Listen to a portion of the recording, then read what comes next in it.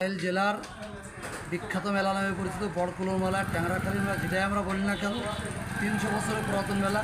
আমরা সেই মেলাটা কাভারেজ দেওয়ার জন্য আমরা মোবাইল থেকে রওনা হলাম। মোবাইল থেকে 15 কিলোমিটার ভিতরে আপনাদের সাথে দেখা হবে বড়কুলোর মেলায়। আপনারা আমাদের সাথে থাকবেন ইনশাল্লাহ।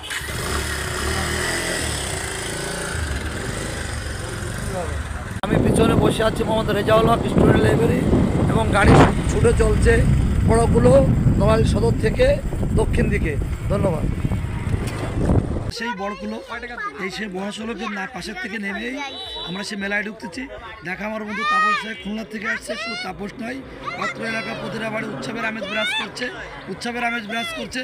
এবং এই এলাকায় এই ভারতবর্ষের প্রতিটা প্রদেশ থেকে লোক আসছে এখানে বেড়াতে, এবং আমরা সেই মেলায় ঢুকবো। আপনারা এখন দেখবেন এই যে আমরা ঢুকে যাচ্ছি বন্ধুরা। এই সামনে এই মন্দির একটি জাগ্রত মন্দির। আনুমানিক 200 থেকে 300 বছর আগে এই ঠাকুরের আবির্ভাব, এবং এখানে প্রতি বছর মাঘ মাসের মাঘী পূর্ণিমা তিথিতে এখানে পুণ্যার্থী স্নান এবং মাঘী পূর্ণিমা মেলা অনুষ্ঠিত হয়। আমাদের এখানে স্থানীয় যে জনগণ আছে, হিন্দু মুসলমান উভয়ই এই মেলায় আমাদের সারা